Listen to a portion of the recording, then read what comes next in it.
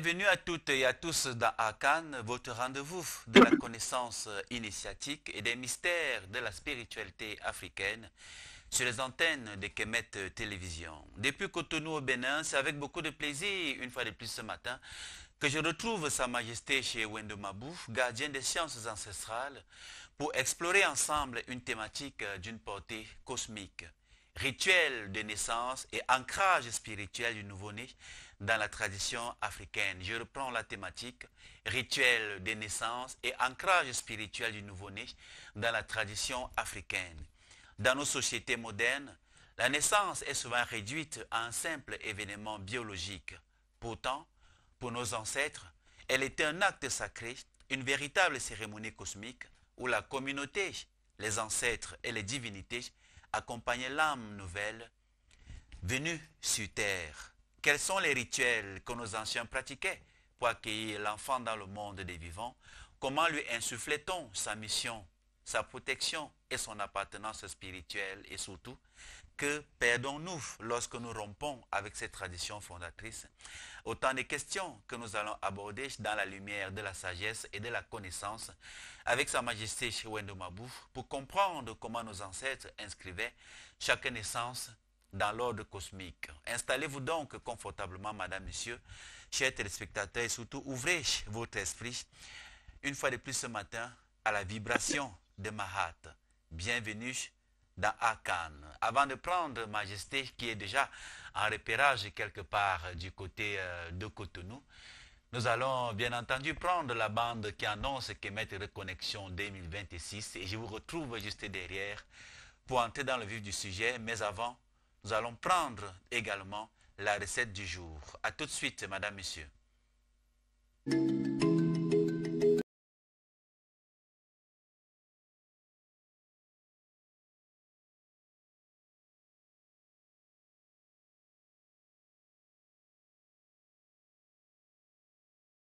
Des ancêtres. En 2024, ils ont foulé la terre-mère. En 2025, ils ont renoué avec la flamme de la connaissance. Et en 2026, la reconnexion s'annonce encore plus grande, plus profonde, plus vibrante. Du 28 février au 10 mars 2026, Kemet Reconnexion revient au Cameroun, le cœur battant de l'Afrique éternelle. Viens recevoir le baptême kamite, première clé de ton réveil spirituel. Découvre les mystères du Fa, initie-toi à la sagesse du Mbok et laisse l'Afrique réveiller la divinité qui sommeille en toi. L'Afrique t'appelle, le temps du retour est venu. Pour toute participation,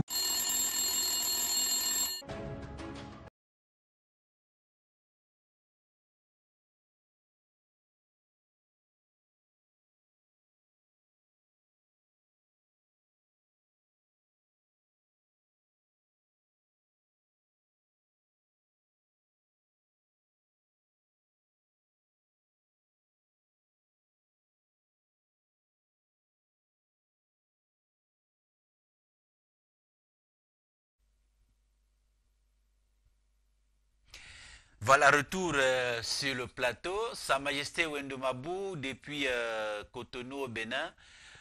Que les rayons de Ra irradient tes pensées, tes paroles et tes actes ce matin au moment où nous entamons cette émission et surtout que nos ancêtres méritants te guident également, t'accompagnent tout au long de cette émission. Bienvenue une fois de plus dans Akan. Oui, peut-être Nyamsi, peut-être à tous les téléspectateurs, peut-être à tous nos différents abonnés, peut-être à la régie pour le travail remarquable et que nos techniciens font. Et je profite également de cette occasion pour rendre hommage à toutes les divinités que j'ai sur ma tête, en l'occurrence Mami Sika, Ablosika, Apokeye Mandja. Tasonji Tensu, Sakpata Evioso, Dan. Et je rends hommage à tous les prêtres et grands prêtres qui sont dans mon couvent et qui se situent précisément à Gladiarmondi commun, et dans le Mono. Et je rends également hommage à Sa Majesté Dada Tabokuno. Je rends hommage à Gassa. Et je profite également de cette occasion pour solliciter la créance de nos êtres désincarnés, pour ne pas dire nos ancêtres méritants. Je leur rends hommage et qu'ils nous accompagnent durant cet entretien et que leur énergie éclaire tous ceux qui nous suivent à l'instant. Moi, quand je retour que nous, mais regardez, couvert l'autonomie, mais moi, quand je faut nous y aller, le tapiton, leur mis à valo, à couper, manja, à blo, sika, tazuti, mi a valo, tant bouton à l'eau super, non. Mi a valo, wedo, mi a valo, tant teme, couvert, mais le coup, le pose un non, faut nous le coup, couvert, mais le coup, pose un non, total, libéré, mi a valo, mais moi, quand même, un moyen valo, mais pour les oui, que vous faites ça dans le miro et pour a c'è tant comme il peut dans le corps du doigt alors si mi permet que ça il faut nous profitons également de cette occasion pour dire merci à tous ceux qui ont cru en nous et qui nous accompagnent et qui accordent leur soutien à Québec Télévision, à tous ceux qui ont aussi l'intention de le faire. Et nous allons toujours vous exhiber nos problèmes de tolérance parce que, comme on l'a dit pendant les dernières émissions, Québec Télévision traverse d'énormes difficultés. Nous avons besoin du soutien des uns et des autres, que ce soit en nature ou bien financier. Et nous les acceptons, mais aujourd'hui, le besoin capital, c'est le courant électrique. Nous voulons tout faire pour avoir une énergie renouvelable et indépendante aussi également parce que le courant, le réseau qui distribue le courant électrique au Cameroun ne nous facilite pas du tout le travail. Donc, on a opté pour l'énergie solaire depuis un certain temps. Et le budget est tellement colossal, mais on sait et on a confiance en vous et on sait que parmi nos frères de la diaspora ou bien parmi les afro-descendants, une seule personne peut se lever et dire que on vous aide pour faire ça parce que déjà le défi pour avoir quelque chose qui sera à la portée parce que là, c'est pas en fait un panneau solaire, une batterie parce que nos équipements consomment exagérément. Quand on entre dans le studio, il y a les projecteurs, il y a le climatiseur, on vient à la régie, les serveurs et tout ce qui, y compris et partout. Donc, il faut en fait un investissement un peu costaud. Donc, le devis qui nous a été fait tourne autour de 16 millions. Et à côté de ça, notre problème quotidien par rapport à la montée permanente sur un réseau satellitaire. Voilà. Donc, c'est vrai qu'il y a des gens qui nous ont aidés, qui nous ont accompagnés, mais par rapport aux différents besoins, l'ESS, c'est vrai que ça a quand même réglé un certain nombre de problèmes. Exactement. Mais c'est comme en fait faire pipi dans l'océan. Quand on fait pipi dans l'océan, on ne peut pas en fait séparer les pipis des eaux de l'océan. C'est énorme par rapport, c'est énorme les difficultés que nous avons.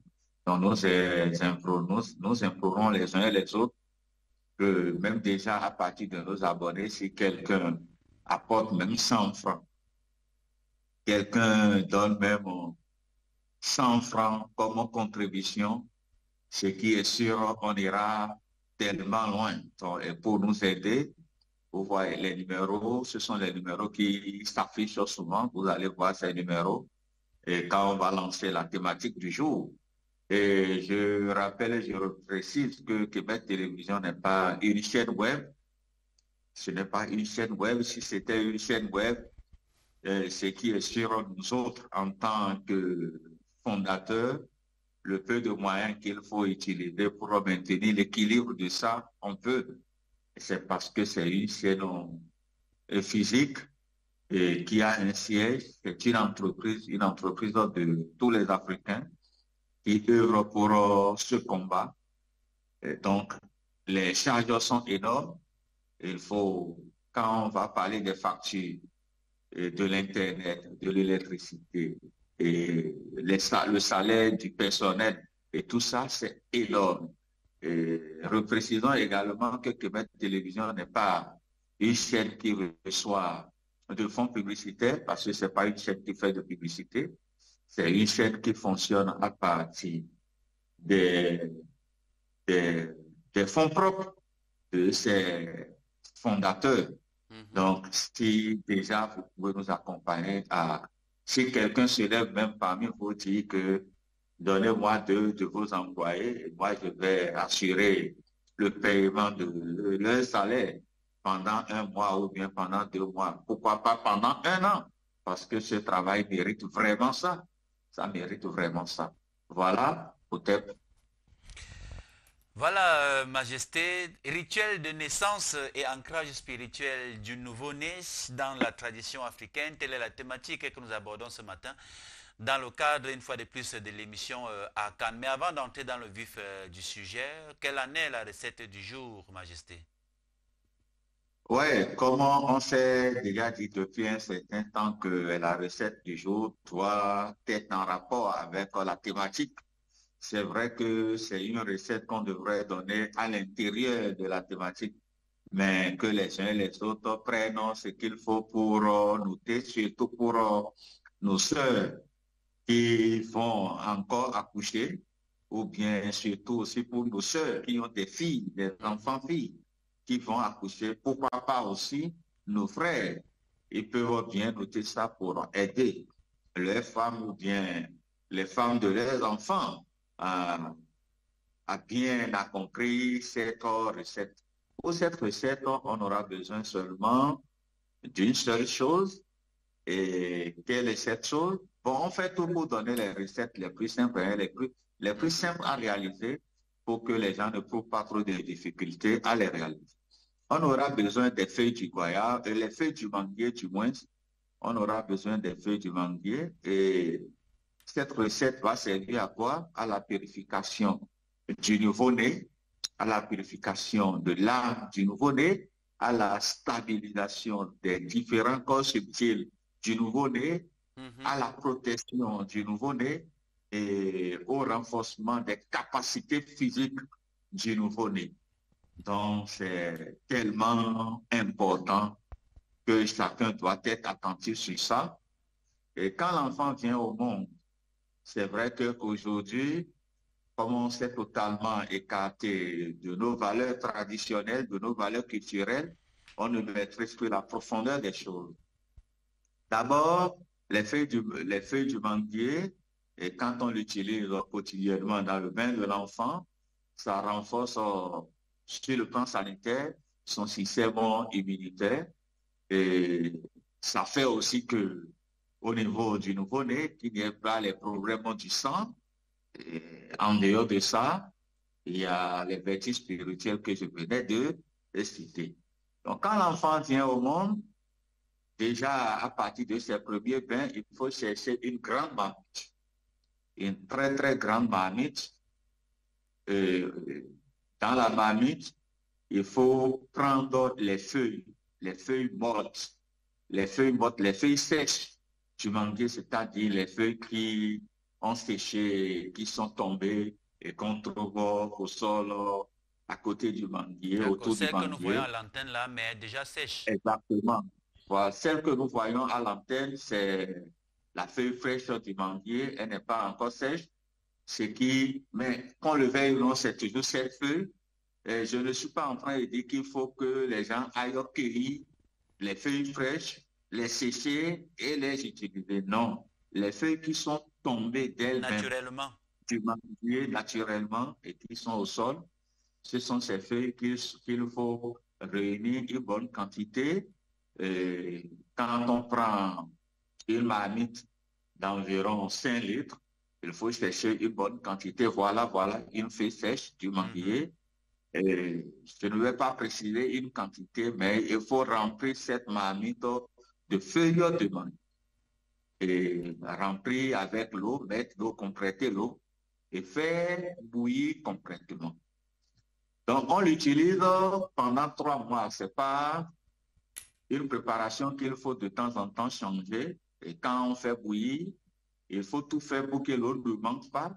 Quand l'eau qui est dessus diminue, il faut juste compléter encore une nouvelle eau pour qu'il y ait permanemment de l'eau dans la marmite. Et à chaque fois, quand on veut laver l'enfant, il suffit simplement de chauffer ou bien de réchauffer cette eau, cette tisane, prélever la quantité qu'il faut pour laver l'enfant.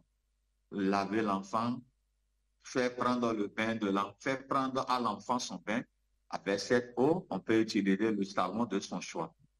Et veiller à ne pas jeter les feuilles et que cela reste dedans pendant une période de 3 mois. C'est-à-dire que quand on compose le remède, on l'utilise sur une période de 3 mois. De 3 mois lunaires.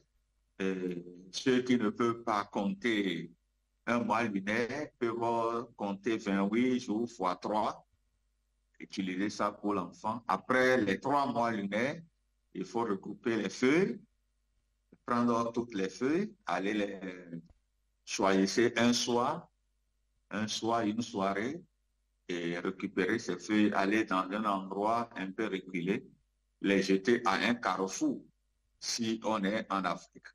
Mais si on n'est pas en Afrique, on peut les récupérer et aller les jeter simplement dans une poubelle. Et avant d'aller jeter ça dans une poubelle, il faut prendre un peu de sel de cuisine et jeter ça sur les feuilles pour que peut-être au passage que les entités maléfiques ne viennent pas ramasser ces feuilles pour jeter de mauvais sorts. Vous voyez, donc ça, c'est la recette de ce jour. Et j'ai déjà dit les avantages de ça. Non seulement ça purifie et l'enfant sur le plan subtil, même aussi sur le plan physique, ça purifie l'enfant et ça participe à l'équilibre physique, l'équilibre spirituel de l'enfant. Voilà, au terme. Merci infiniment, Majesté. J'ose croire que les uns et les autres, surtout les mamans qui n'ont pas encore eu de maternité, ou celles qui sont en train qui vont l'avoir bientôt, j'ose croire qu'elles ont bien pris note par rapport à cette recette très importante pour l'épanouissement de l'enfant. Voilà, Majesté, entrons donc dans le vif du sujet de cette thématique sur le plan de la définition et du fondement. Dans la vision africaine traditionnelle, que représente réellement la naissance? Est-ce seulement un acte biologique ou un événement cosmique impliquant les ancêtres et même les divinités? La naissance. Oui, bon, la naissance, pour beaucoup de gens, c'est l'arrivée d'un nouveau-né au monde, n'est-ce pas, sur le pôle création. Donc, c'est-à-dire que biologiquement la maman, biologiquement parlant, la maman a gardé la grossesse et après 8 mois et demi ou bien 9 mois, elle a accouché et l'enfant est venu dans ce monde. Et pour le profane, c'est comme ça que le profane peut concevoir la naissance, mais en Afrique, dans nos profondeurs, la naissance symbolise juste deux choses. Soit c'est l'incarnation ou bien c'est la réincarnation. Et l'incarnation, c'est toujours l'arrivée d'un ancêtre au monde. Ça ne se plus pas trop du pôle biologique, mais l'ancêtre est arrivé dans ce monde à travers quel phénomène, soit par l'incarnation ou bien la réincarnation. Je l'explique. Par la réincarnation, c'est-à-dire que dans une vie antérieure, on avait existé, on a des dettes karmiques dans la vie existentielle qu'il faut venir libérer. Et si on ne vient pas dans ce monde, on ne peut pas, en fait, les libérer. Voilà pourquoi on dit que en venant dans ce monde, chacun a une mission. Ma mission peut être simplement liée à une dette karmique. Et de la même manière que ma mission peut être une mission ancestrale et que je choisis de venir accomplir ou bien de venir régler une situation, problème auquel ma communauté, ma société est confrontée.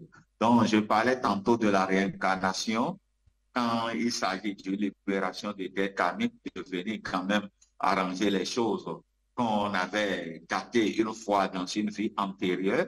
Et la naissance peut également être l'incarnation d'un ancêtre, comme je l'ai dit tantôt, l'incarnation d'un ancêtre qui, de l'autre côté, a déjà libéré ses dettes karmiques, est déjà au point, est en train de se reposer dans l'océan sacré dans des ancêtres, pour ne pas dire le royaume des ancêtres, et vu une urgence peut-être dans sa communauté, décide de prendre l'apparence, décide de se manifester dans le règne humain pour venir régler un problème. Donc, qu'on le veuille ou non, la naissance de l'être, ou bien c'est toujours l'arrivée d'un ancêtre de quelqu'un qui a déjà vécu sur cette terre et qui est venu avec une mission très, très précise.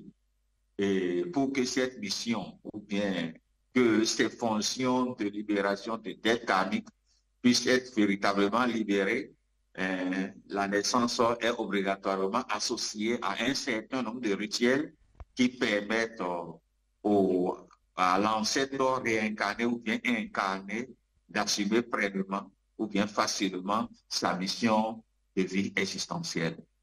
Voilà. Voilà, Majesté, après cette définition, nous allons sortir de la dimension biologique dont tout le monde connaît pour entrer justement dans la dimension spirituelle et la question de savoir qu'est-ce qui justifie sur le plan spirituel la nécessité d'accomplir des rites ou alors des rituels dès l'arrivée d'un nouveau-né au monde. Ouais. L'enfant qui vient dans un monde vient obligatoirement dans une communauté, dans une famille, dans une société, dans un clan, etc. Et cette communauté, cette société, cette famille, ce clan est gouverné par des lois, dirigé par des codes. Et l'enfant qui vient déjà en tant qu'une énergie, en tant qu'une entité indépendante.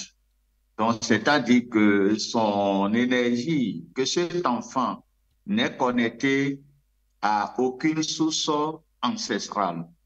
Et cette communauté, par rapport à tout ce que je viens de citer, que cette communauté est gouvernée par des codes, gouvernée par des génies, gouvernée par un égrégore ancestral. Donc, quand l'enfant vient, l'enfant n'est pas encore connecté à ses valeurs, que ce soit ses valeurs morales ou bien ses valeurs éthiques ou bien même au-delà des valeurs spirituelles. L'enfant vient étant libre. C'est vrai que cet enfant est sorti du royaume des ancêtres ou peut-être du royaume des ancêtres qui vivent dans l'errance. S'il s'agit d'une dette karmique qui doit venir libérer. Voilà, par exemple. Voilà. Donc, l'enfant qui vient comme ça, il faut en même temps connecter sa source à la source de la société. Il faut le connecter à l'égrégore ancestral afin qu'il soit connu, afin qu'il soit accepté par sa communauté.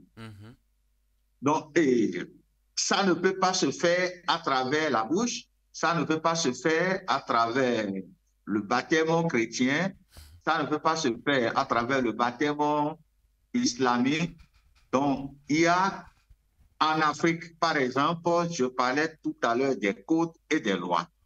Nos sociétés africaines, nos communautés africaines sont gouvernées par les lois de la Mahad. Et d'ailleurs, toute société sérieuse doit en fait se reconnaître dans ces lois, les lois mahadiques, parce que c'est à travers ces lois qu'on est justifié après une vie existentielle devant le tribunal d'Anubis. Donc, l'enfant qui vient, l'enfant là ne peut pas commencer par observer ces lois ou bien on ne va pas lui faire observer ces lois sans qu'il ne soit entré, sans qu'il ne soit ancré, sans qu'il ne soit connecté à la source spirituelle historique de ces lois. Et cette source se retrouve dans sa communauté, dans la société dans laquelle il est arrivé. Pour qu'on puisse l'aider à mieux accomplir sa mission, que ce soit au niveau des dettes karmiques, et que ce soit au niveau de la mission que cet enfant a choisie pour venir accomplir au sein de sa société. Ou bien, donc quand tu viens dans un pays ou bien tu viens dans une nation, pour qu'on puisse t'accepter comme digne fils de cette nation, bien digne fille de cette nation, nous avons nos lois modernes, nous avons nos lois traditionnelles. Par exemple, chez nous en Afrique, généralement, pour se faire identifier, n'est-ce pas, qu'on nous demande d'élaborer les cartes d'identité, qui est un rituel administratif. De la même manière qu'au sein de la communauté, nous avons des rituels spirituels, des rituels traditionnels qu'il faut faire pour avoir cette nationalité, ou bien pour avoir cette identité, afin qu'on puisse te reconnaître comme membre de cette société.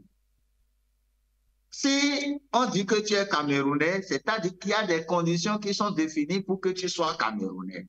C'est exactement la même chose au niveau de nos différentes communautés en Afrique. Pour qu'on puisse être soi, pour qu'on puisse se connecter du moins à l'égrégore ancestral, à la source qui gouverne cette communauté. Nous avons nos rituels. Voilà pourquoi chez nous en Afrique, depuis l'époque pharaonique, on parle des rituels de la présentation à la lune et des rituels de la présentation au soleil. Et sans ça, l'enfant ne serait jamais connecté à son égrégore ancestral. Tu vas bel et bien crier, tu vas tout dire, tu vas crier, revendiquer ta nationalité africaine, dire que tu es kamite, mais au fond, si ces rituels n'ont pas été respectés, n'ont pas été élaborés, tu n'es pas africain, tu es un individu libre, tu n'es connecté à aucune source ancestrale. C'est que l'Afrique ne va pas te reconnaître parce que tu n'es pas lié à ces codes traditionnels qui vont peut-être te souhaiter la bienvenue, te prendre pour te connecter à cette communauté. Donc, parce que quand on parle d'une communauté, ce ne sont pas seulement les humains qu'il faut regarder. Ce ne sont pas seulement les hommes qu'il faut regarder. Quand on prend une communauté, il y a beaucoup de choses, que ce soit au niveau du minéral, les rochers, les roches, les eaux, les cours d'eau, tout ce que nous voyons, nous avons des énergies qui gouvernent ça. Quand on prend les végétaux, nous avons des énergies qui gouvernent ça, nos forêts sacrées et tout ce que nous connaissons. Et quand on prend les humains, nous avons connu des ancêtres et qui forment en fait ce que nous appelons l'égrégore ancestral. Donc, pour que ces entités puissent entrer en toi et te reconnaître comme leur enfant, il faut obligatoirement passer par des rituels, par des cérémonies pour te connecter à eux et que tu deviennes un membre de cette communauté, de cette société. Donc, quand tu es africain, il ne suffit pas d'avoir seulement la mélanine. Cette mélanine est gouvernée par des codes, gouvernée par des lois. Les lois qui gouvernent la mélanine noire et qui est présente dans la race noire. Ce ne sont pas ces codes qui gouvernent les autres races, mais d'autant plus que j'ai la prédominance de cette mélanine en moi et pour que les ancêtres porteurs de cette mélanine me reconnaissent, il faut obligatoirement que je passe par leur voie. Et en voulant passer par leur voie pour se connecter à eux, il y a des rituels, il y a des cérémonies qu'on fait. Et dès l'enfance, ça doit se faire pour que tu sois lié à cette communauté. On n'est pas africain dans la bouche ou bien dans la volonté. On est africain à travers des rituels, à travers des cérémonies. Et ces cérémonies commencent dès le bas âge, pourquoi pas même dans le ventre de sa mère. Maintenant, la première initiation primaire, l'initiation primaire d'un Africain, c'est la présentation à la lune et la présentation au soleil. Comment ça se passe? La présentation à la lune, parce que la lune représente la femme par laquelle cet enfant est arrivé dans ce monde. Dès le premier jour de sa naissance, cet enfant doit être porté pour être présenté à la lune. Et pendant cette période, pendant une période de 8 jours, il y a des rituels qui se font. Et après les 8 jours, pendant le 8e jour du mois, cet enfant est présenté au soleil. Et cette présentation regorge beaucoup de choses. Dans cette présentation, nous avons d'abord le baptême kamite, parce que pendant les cérémonies de présentation de l'enfant au soleil, quand c'est en saison pluvieuse, quand on voit qu'il pleut, quand il y a l'eau de pluie, on demande à la maman de porter l'enfant et de circuler sous la pluie pour se faire baptiser et que le règne minéral de son environnement puisse le reconnaître, puisse l'accepter. Et maintenant, si cet enfant arrivait dans ce monde pendant une période non pluvieuse, il y a aussi des rituels qu'on fait. On récupère l'eau de pluie qu'il faut lancer en haut et que la maman traverse avec l'enfant pour subir ce baptême. Et ça ne se fait pas n'importe comment. Il faut entrer dans les processus initiatiques pour connaître comment ça se fait. D'accord. Maintenant, pendant ce temps aussi, il y a ce que nous appelons la sortie de l'enfant, la sortie du nouveau-né. Et cette sortie, c'est quoi? Cette sortie consiste à présenter l'enfant à sa communauté. Voici maintenant, il y a un ancêtre qui s'est incarné, qui s'est réincarné parmi nous. On présente cet enfant à sa communauté. Et cette communauté, en fait, on représente la lumière de cet enfant. Parce que tout ce que l'enfant fera plus tard, c'est à partir des réalités, à partir des comportements des habitants de sa communauté. Voilà pourquoi on dit que le parent ou bien les aînés représentent, constituent des lumières à l'enfant qui vient de venir, à l'enfant qui vient d'affranchir ses premiers pas dans le monde existentiel, dans la vie existentielle. Et ça ne peut que se faire en présence de la divinité rare, de la lumière, en présence du soleil. Voilà pourquoi l'enfant est présenté au soleil à travers des rituels. Et quand cela est ainsi fait, on sait déjà, même tout commence même à partir de l'enterrement du cordon ombilical de l'enfant. On l'enterre là en attendant ce rituel. Et par ce rituel, ce cordon ombilical est connecté à la source ancestrale, à l'égrégore ancestral qui compose tous les fondamentaux de la cosmologie avec lesquels l'enfant est venu dans ce monde. Donc l'enfant est directement relié à son égrégore ancestral. L'enfant est relié au code de sa vie. L'enfant est relié aux lois qui gouvernent sa communauté. Mais il y a des gens qui disent qui ont abandonné après les religions et quand l'enfant vient au monde, eux autres, ils partent faire en fait les initiations d'une autre société. Un Africain ne peut pas, en voulant connecter son enfant à l'égrégore ancestral de sa tradition, de sa communauté, ne peut pas aller le faire à travers les religions, ne peut pas aller le faire à travers le baptême.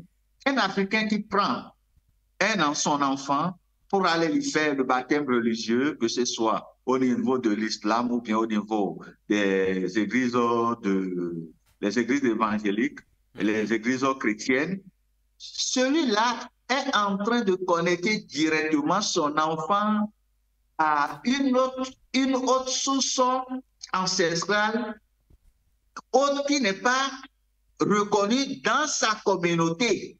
Donc, c'est-à-dire que l'enfant, là, étant africain, en fait, l'enfant, là, agit sur la peau des Africains. Mais dans les profondeurs traditionnelles, dans les profondeurs culturelles, dans les profondeurs spirituelles, cet enfant n'est pas connecté à une source traditionnelle, à une source ancestrale africaine. Mais cet enfant est connecté à une autre vision du monde, à une autre source. C'est-à-dire, vous allez voir, quand cela est fait, quelqu'un qui part baptiser son enfant à l'église ou bien à la mosquée, et que sais-je encore, cet enfant, en fait, n'est pas reconnu par les lois, par les codes de sa communauté, parce que l'Africain a ses propres codes, la race noire a ses propres codes, et ces propres codes, ces codes-là ne peuvent être acquéris, ne peuvent que circuler en toi à travers les rituels qui sont décidés pour ces codes. Mais quand on part faire des cérémonies qui sont parallèles aux rituels reconnus dans ces codes, l'enfant va vivre avec une peau noire, mais cet enfant ne sera jamais africain. Cet enfant, en fait, toute personne sauf de la race, sauf un Africain. Et c'est ce que nous allons voir peut-être en profondeur quand on va entrer dedans. L'enfant qui devrait subir le baptême tamide et qu'on a en fait désorienté pour aller lui faire les cérémonies d'un autre peuple, les cérémonies d'un autre égrégore. Cet enfant, quelle serait sa vie, quelles seraient ses réactions dans sa vie existentielle? Voilà, merci. Ok, voilà, Majesté. Nous allons aller très progressivement pour la bonne compréhension de nos téléspectateurs, pour être sûr, n'est-ce pas, que nos téléspectateurs et nos milliers d'abonnés nous saisissent très bien. Alors, Majesté, est-ce que le comportement ou alors les attitudes d'une mère pendant le processus de la grossesse peuvent conditionner un rituel spécifique fait au nouveau-né? Bien évidemment, parce que déjà, toute la grossesse est même une période d'initiation. Toute la période de la grossesse est en fait un parcours initiatique pour l'enfant qui est dans le ventre de sa mère et qui est en fait l'initiateur de ce parcours initiatique qui dure environ 8 ou bien 7 mois pour les prématurés, 8 mois et demi et 9 mois. Qui est en fait l'acteur qui doit s'occuper en fait de cette initiation. Mais c'est la maman. Voilà pourquoi on dit que l'enfant connaît ses premières initiations chez sa mère. Quand l'enfant est déjà dans le ventre de sa mère, la femme, sa maman n'a pas conçu comme la Vierge Marie, comme on le dit dans les documents abrahamiques. Mais cette maman a conçu selon les normes de cette communauté. La grossesse qu'elle porte sort de quelque part, elle-même sort de quelque part. Et dans sa communauté, il y a des lois. Dans sa communauté, par exemple, s'il y a des totems, ce qui est sûr dans les habitudes alimentaires, on va leur interdire la consommation de son totem. Si son totem est un éléphant, elle ne va pas consommer son totem. Si son totem est un bélier, elle ne va pas consommer le bélier. Et si son totem est un serpent, ainsi de suite, elle ne va pas en quelque sorte consommer son totem. Si son totem est dans un végétal, elle ne doit pas massacrer ce végétal. Si son totem est dans l'eau, elle ne doit pas polluer cette eau. Ou bien dans un marécage, elle ne doit pas aller polluer ce marécage. Donc, déjà, à partir de ces habitudes, la maman commence par les observer, par les respecter. En les respectant, déjà même à partir de ces codes dont elle fait partie, elle les transmet directement à cet enfant. Et maintenant, de temps en temps, l'initiation orale. La maman, à travers son vocal, à travers son audio, à travers ses paroles, commence par initier l'enfant en posant de temps en temps sa main gauche sur son nombril et en formulant des messages initiatiques pour cet enfant. Pour que cet enfant soit déjà commencé par s'ancrer depuis le ventre de sa mère par rapport que l'enfant commence par découvrir. Parce que même déjà, même dans le sein, avant qu'il y ait même conception, avant qu'il y ait la grossesse dans le sein, il y a déjà une initiation parce que l'enfant a déjà existé dans le sein de sa mère avant d'aller vers la matrice pour se faire concrétiser. Et déjà, la maman commence par enseigner à l'enfant depuis son ventre les valeurs de sa communauté. Là, toi, mon enfant, là où tu viens, voici comment on marche, voici comment on fonctionne dans cette communauté. Voici ce qu'on fait, voici ce qu'on consomme, voici les interdits, voici les lois qu'il faut respecter, surtout dans ta communauté. Et c'est ainsi que la maman commence. C'est la maman qui redimensionne, en fait, l'avenir, qui façonne l'avenir de l'enfant avant que cet enfant ne vienne dans ce monde. Je l'ai souvent dit dans les émissions que la maman éclairée et initiée peut déjà attribuer à son enfant son métier avant que cet enfant ne sorte de son ventre. Une fois chaque matin, quand elle part faire sa toilette intime, quand elle envoie l'élément qui a les fonctions magnétiques et les fonctions électriques dans l'appareil qui a accueilli les germes qui ont fabriqué, qui ont produit cet enfant. Quand je parle de la création, par cette même voie, la maman peut déjà envoyer des messages, peut déjà envoyer des signaux que je voudrais que cet enfant soit ceci. Et je voudrais tout simplement que cet enfant, en venant dans ce monde, qu'il puisse facilement et librement comprendre sa mission spirituelle, sa mission sur le plan de la vie expérimentale, la mission pour laquelle cet enfant est venu dans ce monde, dans les valeurs de la mère. Mais la maman qui déjà enceinte ne développe que des sentiments haineux, ne développe que de la jalousie. La maman qui voit la réussite des enfants de ses coépouses et qui est aigrie, jalouse, qui voit la réussite des enfants de ses sœurs et qui est aigrie, jalouse avec ses sentiments, elle ne peut pas bien diriger une grossesse avec ses sentiments. C'est-à-dire que l'enfant est déjà affecté par les comportements négatifs de ce maman.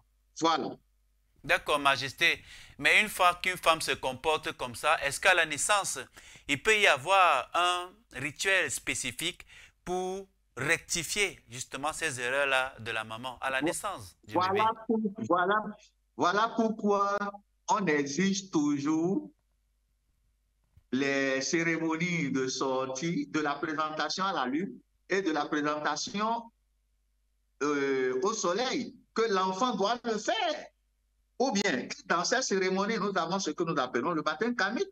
Et cette cérémonie, chez nous, c'est ça que nous appelons communément dans les langues font, ou bien dans les langues ici de l'Ekitirel, la Gatado, Videton, Minabet, Viton. Et pendant cette cérémonie, tu es d'accord avec moi que tu as assisté à une cérémonie à plusieurs fois. Et tu as même baptisé sur le plan kamite beaucoup d'autres enfants. Et pendant le rituel, pendant les cérémonies, il y a une étape où on utilise les branches des végétaux. Et symboliquement, on tape sur l'enfant et après, on jette tout sur l'enfant. Et l'enfant ramasse. Si l'enfant ne peut pas ramasser, ce sont ses parents qui ramassent. Et on dit, j'enlève telle malédiction, j'enlève telle chose. Donc, symboliquement, tout ce que la maman a fait négativement sur l'enfant dans les rituels, ça se corrige parce que cet enfant est innocent. Ou bien, la punition qui est attribuée à ça par rapport à la libération rapide des dettes karmiques, c'est qu'il y a le fouet de ces végétaux. On tape l'enfant avec ses végétaux. sur le plan symbolique, c'est pas qu'on frappe l'enfant, on fouette l'enfant à mort, mais une manière de faire subir à l'enfant les conséquences des actes de sa mère. Parce que on le dit souvent que il y a la justice à la perfection, le karma, le même cause produit les mêmes effets. Et comme ça ne peut pas disparaître, il fallait passer par des rituels pour aider l'enfant à libérer cette dette karmique dont sa maman a été, ou bien ses parents ont été peut-être des géniteurs.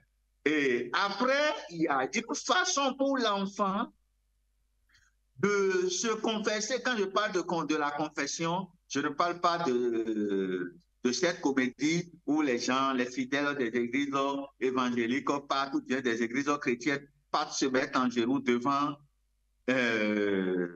quelqu'un pour raconter leur péché. Mais consciemment, l'enfant enlève et il murmure. Il murmure, ou bien c'est le parent qui le fait et qui murmure ses vœux en lieu et place de l'enfant. Vous voyez que nos ancêtres ont été tellement des êtres intelligents où ils ont déjà pensé à tout. Il y a déjà toutes les solutions qu'il faut par rapport au mauvais comportement des uns et des autres. Voilà. Majesté, indépendamment du sexe masculin ou féminin du bébé qui vient, est-ce que les rituels qui sont faits de la même façon ou alors ils sont spécifiques en fonction du sexe de l'enfant? Mais bien évidemment que chaque rituel dépend du sexe de l'enfant. Hein? C'est vrai que peu importe la façon de le faire, les rituels, on sait que tous ces rituels ont la même force de loi. C'est-à-dire que dans l'exercice de ces rituels, quand on observe, il n'y a pas un grand changement. C'est-à-dire que là où il faut faire un truc 7 fois pour la jeune fille ou bien la fille, pour la fille peut-être 7 fois et pour le garçon, il faut le faire 9 fois. Donc il y a juste une petite variante dans l'exercice de ces rituels. C'est par rapport au sexe. D'accord. Voilà, Majesté, poursuivons avec l'émission sur le plan de la communication avec les ancêtres, la connexion établie, ou alors comment les anciens établissaient-ils la connexion entre l'enfant et le monde ancestral afin de reconnaître son origine spirituelle et sa mission sur Terre. Ça, c'est sur le plan pratique. Oui, sur le plan pratique, on l'a déjà dit. Je l'ai toujours dit, j'en ai tellement parlé que c'est vrai qu'on doit quand même toujours revenir dessus parce que la répétition, c'est là de l'enseignant, c'est ce que nous sommes en train de faire. Nous sommes en train de laisser le métier d'enseignant, dont on a l'obligation d'édifier les gens, même s'il faut reprendre les mêmes choses, même 1000 fois, on va le faire pour que tout le monde soit au même parfum de l'information. Et j'ai souvent dit que, ou bien j'ai souvent conseillé aux gens qu'il est très, très important que dès l'arrivée au monde, quand l'enfant est déjà petit, il faut lui faire ce que nous appelons l'initiation aux femmes. Et pas seulement comme on a l'habitude de le faire chez moi, mais ailleurs, je l'ai toujours dit que quand les rituels sont associés aux fondamentaux de la cosmologie, c'est toujours la même chose, tout a la même force de loi.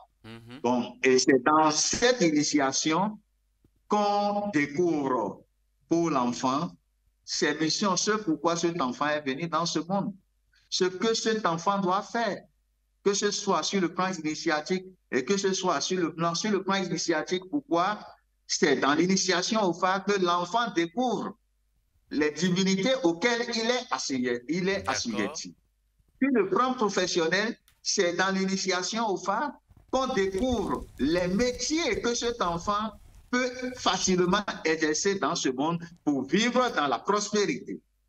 C'est toujours dans l'initiation au fait qu'on découvre quel genre de femme avec cet enfant peut vivre du matin jusqu'au soir.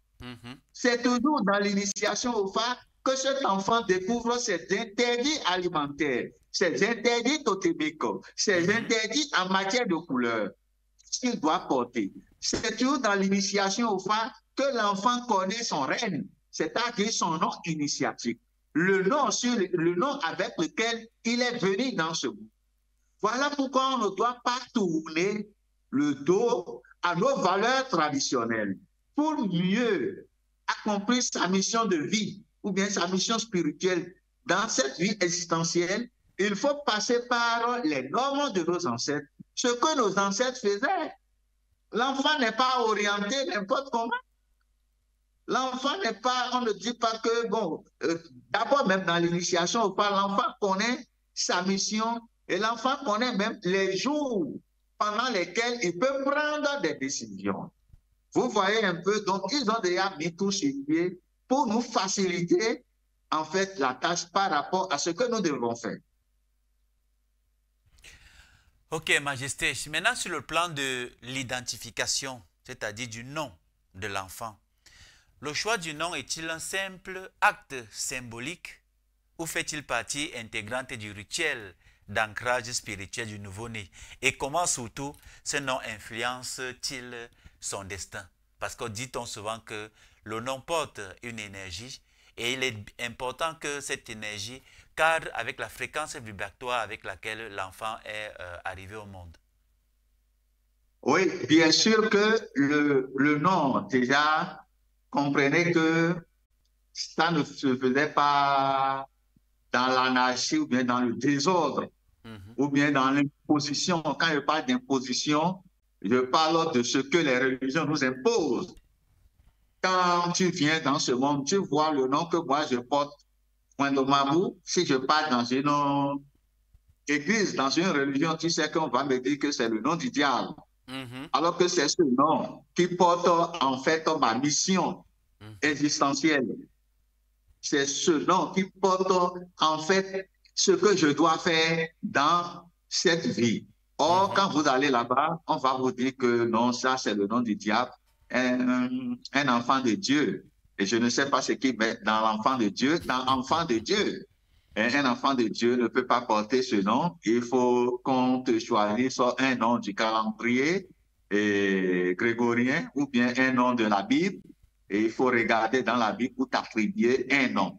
Et ce nom qui ne se retrouve pas, qui ne contient aucune des lois de ta communauté. Un nom qui ne comporte pas les codes de ta communauté. Ce nom peut en fait te faire quoi? Peut t'influencer positivement dans cette... Tu ne sais pas si ce nom même, c'est le nom d'un démon, ou bien vous savez bien déjà que les divinités que ces gens adorent, les divinités que les gens qui utilisent la Bible adorent, ce sont des divinités qui sont aux antipodes de notre spiritualité, de la spiritualité authentique. Et quand on part dans les profondeurs, vous savez que ces divinités proviennent de la divinité de Seth. Donc, c'est comme les divinités que eux autres, ils appellent des démons. Donc, ce qui me dit que eux autres, ils adorent en fait ce qu'ils appellent le diable. Parce que ces divinités sont associées au diable. Et les noms qui proviennent de ces divinités ne peuvent avoir que les énergies de ces divinités. Ou bien, donc, un Africain à qui on a donné le nom de Jean, ou bien de Jacques, d'Isaac, ou bien d'Ismaël, bon, tout ce qu'on veut. De Pierre, de Kevin. De Pierre, de Kevin et tout. En prononçant ces noms, c'est-à-dire on est en train de prononcer des malédictions à l'endroit du porteur de ce nom. Et la personne ne le sait pas. Parce que ces noms appartiennent aux divinités de cette qui, en fait, représentent selon le grand démon. Donc, quelqu'un qui porte le nom de les noms qui proviennent de ces divinités, en fait, fonctionne logiquement, du moins, avec cette divinité. De deux, ces noms aussi ont été des noms esclavagistes, parce que les Africains n'ont jamais voulu ces noms. C'était pendant la traite négrière et nos ancêtres qu'on ramassait comme esclaves avant on ne les conduise vers les colonies esclavagistes, qu'est-ce qu'on leur faisait? On leur marquait à feu, au fer chaud, l'initiale des noms des ancêtres négriers, les gens qui achetaient les esclaves. Les négriers, en fait, si moi, je m'appelle, par exemple, Pascal, l'initiale de mon nom, c'est P. Donc, au marché des esclaves, il y a un grand feu là, dans lequel on trempe les fers qui comportent les initiales. Et c'est l'initiale là qu'on marque sur le dos, par exemple, de l'homme. Si mon maître, celui qui vient de m'acheter, s'appelle Pascal, on va marquer P sur mon dos quand je suis un homme. Mais quand je suis une femme, on va marquer P sur ma poitrine. Donc, ce sont les noms-là, en fait, constituent des insultes ou bien des humiliations pour les Africains. Les Africains ne peuvent plus porter ces noms. De l'autre côté, les énergies que ces noms véhiculent ne sont pas reconnues par nos codes. Parce que ça n'existe nulle part dans nos codes. Et quelqu'un qui porte ces noms ne peut pas bénéficier en fait des avantages de son égrégore ancestral. Il faut puiser ces noms parce que nous venons dans ce monde à travers, nous venons toujours pour une mission. Et le nom que nos ancêtres, nos parents nous donnaient dans les noms qui sont liés à notre tradition, ces noms sont totalement liés à notre mission, c'est-à-dire les conditions dans lesquelles nous sommes venus dans ce monde. On choisit le nom par rapport à ça, ce que nous devons faire dans ce monde. On choisit le nom par rapport à ça, et en prononçant ce nom qui tire ses origines dans les valeurs traditionnelles, dans les valeurs éthiques, dans les valeurs morales, dans les valeurs spirituelles, de nos codes, de notre spiritualité, de la spiritualité du mot égyptienne. En prononçant ces noms, au même moment, on déclenche des énergies. Et ces énergies influencent positivement la vie du porteur de ce nom. Mais quand on va prendre un nom, ils connaissent, ils savent bien ça, parce que, sachant que le nom est porteur d'énergie, de potentialité vibratoire. Ils connaissaient ça. Voilà pourquoi, en voulant mieux marginaliser les Africains, on a tout fait pour écarter les Africains de leur force spirituelle, afin de mieux les avoir, afin de mieux les contrôler. Imaginons un peu, on part se mettre en France, c'est un exemple que je dis, sur le Champs-Élysées. Et on commence, moi je m'appelle par exemple Dossou, ou bien je m'appelle Yamsi, ou bien je m'appelle Mbaga. Et il y a quelqu'un d'autre à côté qui s'appelle Paul. Et on commence par dire Paul. Toi, l'Africain qui est là, ça ne va pas, ça ne va pas t'inspirer. Mais quand on dit Nyamsi ou bien Mbaga, et tu entends le nom là sans même voir la personne, directement tu sais, il y a ce qu'on appelle le sang appelle le sang. Et c'est le nom qui est le porteur identitaire du sang ancestral, qui comporte la totalité de nos ancêtres, qui véhicule la totalité de nos ancêtres. Donc, le nom que nous portons, c'est le nom de notre sang. Et quand on va dire Nyamsi Mbaga, toi étant là, tu sauras en même temps que celui-là est sorti de l'Afrique centrale, est sorti du Cameroun, et que c'est mon frère. Quand on va dire Paul, Grégoire, ceci, cela, ça ne va pas t'inspirer. Et quand on va dire Dossou, quand on va dire Gwendomamou, quand on va dire Loreto, quand on va dire Dossi, en même temps, moi qui suis là, je serai en même temps que celui-là est sorti de l'Afrique de l'Ouest. Je suis... Voilà, Majesté, très bien suivi. Nous allons très rapidement prendre de nouveau la bande qui annonce qu'émettre reconnexion. Question pour nous de nous réoxygéner le cerveau. Et puis on se retrouve juste derrière pour aborder le rôle de la mère et du père dans les rituels d'accueil du nouveau-né. A tout de suite, Madame, Messieurs.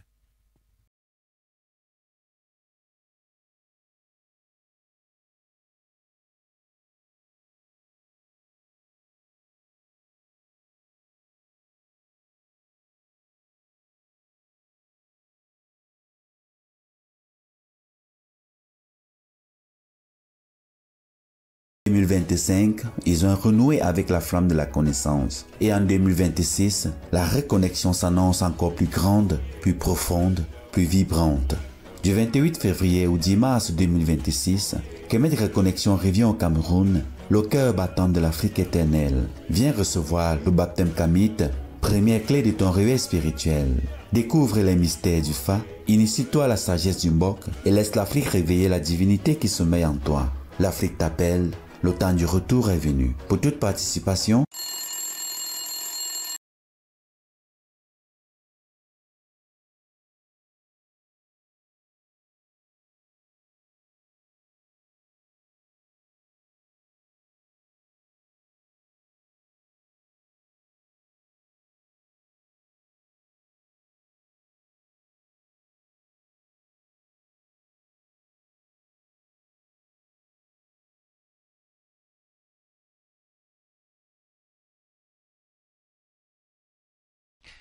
Retour sur le plateau après cette brève transition et surtout infiniment merci à toi Majesté pour ces précisions sur l'importance des noms que nous portons et surtout sur leur profondeur, la profondeur spirituelle qu'ils incarnent. Est-ce que tu avais une conclusion sur ce volet-là avant que nous poursuivions l'émission? Oui, je disais tantôt que c'est à partir de mon nom que quelqu'un d'autre pourrait m'identifier parce que c'est ce nom qui porte en fait le sang que j'ai en moi. C'est ce nom qui véhicule en fait mon origine, mon appartenance culturelle, mon appartenance spirituelle, Vous n'allez jamais voir combien de Noirs, combien de Blancs, combien d'Occidentaux vous voyez porter nos noms.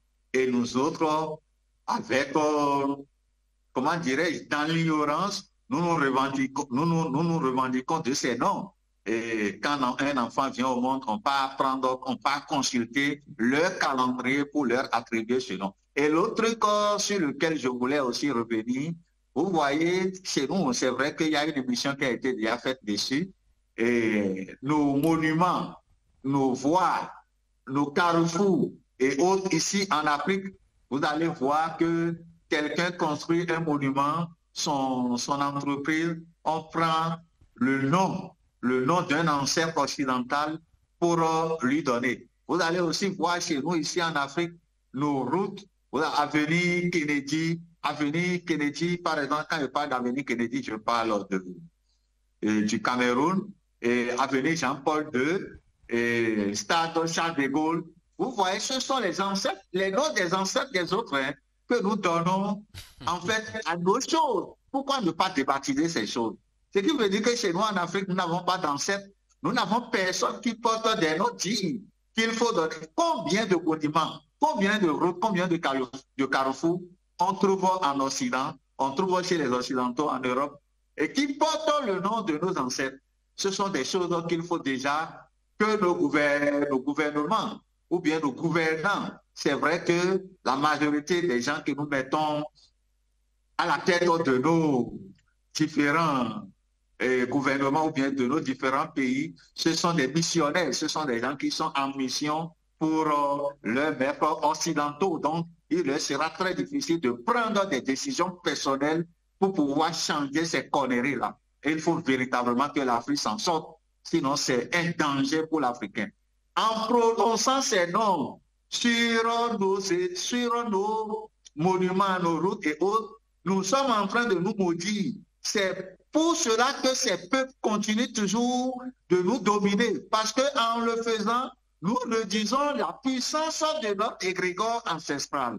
Et cela, nous imposons, en fait, nous augmentons, parce que l'ancêtre, la prière, les vœux envers un ancêtre fortifie l'énergie de cet égrégore. Donc, en le faisant, nous leur redonnons encore beaucoup plus de pouvoir et qu'ils viennent encore nous dominer. Voilà pourquoi on est toujours dedans, on est toujours dans cette domination et les Africains ne peuvent pas réfléchir. Quand vous voyez les églises en Afrique, ça porte le nom des saints des autres. Et il y a des conneries que je vois dans certains courants, une groupe initiatique, dans certains noms, mais en fait, ça ne m'étonne pas parce que ces gens-là tirent le fondement de leur spiritualité dans la franc-maçonnerie, dans la Rose-Croix et autres, vous allez voir des gens qui construisent des temples spirituels africains et qui donnent le nom des saints des autres ou bien les noms des saints de la Bible. Bon, quand je dis saint en griffin. Donc, ce sont des choses, des comportements qu'on doit totalement éviter. Vous allez voir en Afrique des villes qui portent les noms des ancêtres occidentaux. Au Sénégal, on va parler de Saint-Louis. En Côte d'Ivoire ici, Treichville, Telleville, Tréville, Libreville et quoi et quoi. Pourquoi ne pas prendre les noms de nos ancêtres et les attribuer à nos propres choses? Parce qu'il s'agit de nous. Pourquoi mettre les autres à la tête de ce que nous avons de plus cher? Hôtel.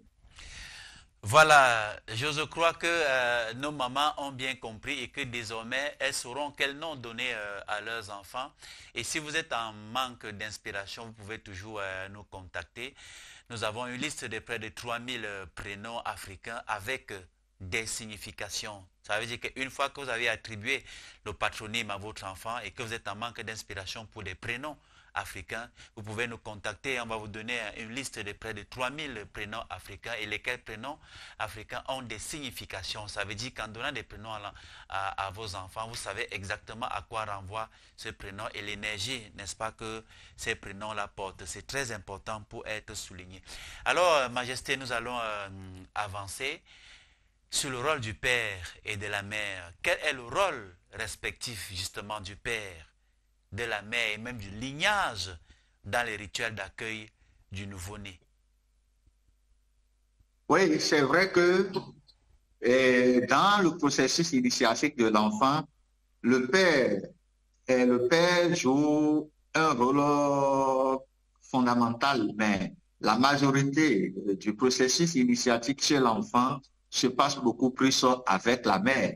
Je l'ai brossé tout à l'heure en disant que l'initiation de l'enfant commence même déjà à partir des seins de sa mère. Voilà pourquoi la femme doit quand même bien prendre soin de son corps, de ses parties sexuelles, parce que en les exposant ou bien en les utilisant dans le désordre, ça ne peut qu'engendrer des enfants aussi désordonnés.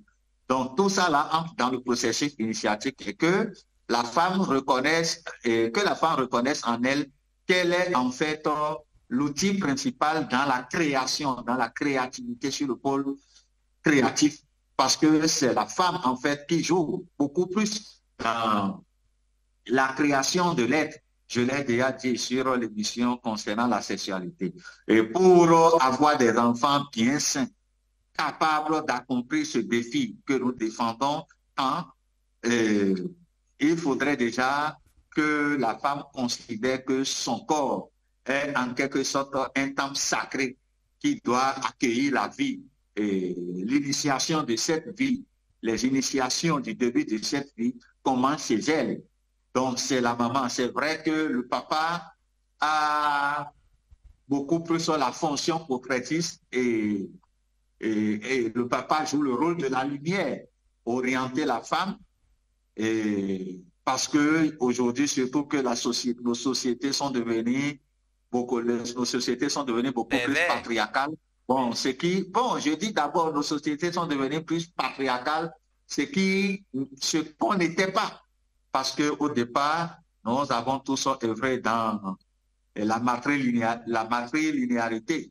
Donc, on nous a imposé une autre vision où on dit que c'est le père qui prend la décision, c'est le père qui dit ceci et qui dit cela. C'est qu'il faut d'abord revoir, il faut d'abord voir dès le début la personne qui joue le rôle correct sur l'enfant. C'est vrai que l'enfant peut porter le nom de son père, mais le père est là en fait pour orienter en fait la maman et l'enfant, les accompagner vers les destinations qu'il faut dans sa communauté. Surtout que nous sommes aujourd'hui inondés dans une société où les différentes déviances s'imposent.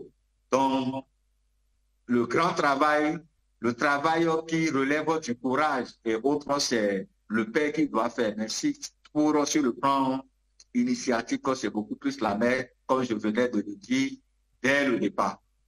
Donc, Ça veut dire qu'il y a eu un rapport de force patriarcale qui a influencé plus ou moins négativement notre société, parce qu'il faut dire qu'à une certaine époque, on portait le nom de la mère. Donc, c'est-à-dire, au lieu que je m'appelle Nyamsi Yomba, Yomba étant le nom de mon père, il devait m'appeler plutôt Nyamsi Tomi, Tomi qui est le nom de ma mère. Oui, effectivement. Tu sais que le patriarcat, c'est un truc récent. C'est après que les envahisseurs ne viennent s'imposer. Ils sont venus avec leur vision du monde. Ils nous l'ont imposé et les Africains continuent. Toujours, bon, c'est vrai qu'en Afrique, il y a aussi des sociétés qui sont purement matriarcales. Il y a des sociétés qui fonctionnent dans la matrilinéarité. Il y en a chez moi ici, il y en a en Côte d'Ivoire, il y en a un peu partout, mais c'est en minorité.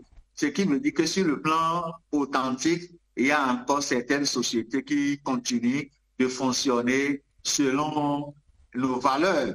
Donc, c'est après leur installation que vous voyez chez l'Européen. Chez les Européens, l'enfant porte inévitablement le nom de son père. Si je m'appelle Wendomabou, l'enfant qui vient au monde doit porter obligatoirement Wendomabou comme nom. Vous voyez un peu. Alors ça, c'est un système occidental. C'est un système occidental que vous allez voir même sur les fiches de naissance, bien les actes de naissance. On ne met pas nom de l'enfant. On ne mettait pas le nom de l'enfant, on met nom du père. On écrit le nom. Nom de la mère, on écrit prénom de l'enfant, on écrit ses prénoms. Et quand l'enfant part à l'école, on prend directement, pour connaître son nom, on prend directement le nom du père qu'on met en avant d'ajouter ses prénoms. Donc, c'est leur système. Et vous savez pourquoi? Le législateur chez nous en Afrique, c'est quel législateur? C'est le législateur occidental. Donc, ceux qui sont venus créer l'administration, ce sont les Occidentaux. Donc, ils nous ont imposé ce système, alors que ce système n'est pas, en fait, reconnu dans nos codes de vie. Mais les Africains, aveuglément, continuent de marcher ainsi. Voilà. Ok, Majesté, merci, bien entendu. Maintenant, sur le plan de la purification et de la protection, tu as relevé tantôt tout à l'heure l'importance du rituel d'accueil du nouveau-né pour l'accompagner sur son orbite. Maintenant, quel type de rituel également et de purification ou de protection était accompli pour préserver l'enfant des forces négatives et des énergies étrangères? Oui, déjà, surtout pour nos frères et sœurs afro-descendants qui sont de l'autre côté, et qui pensent que peut-être la présentation à la lune et au soleil ne peut que se faire en Afrique. Ça peut se faire, ou bien sûr d'autres qui disent que moi j'ai déjà dépassé l'étape là, je suis déjà âgé. Comprenez que cette initiation, elle est intemporelle. Ça peut se faire à tout moment pour corriger en fait les choses.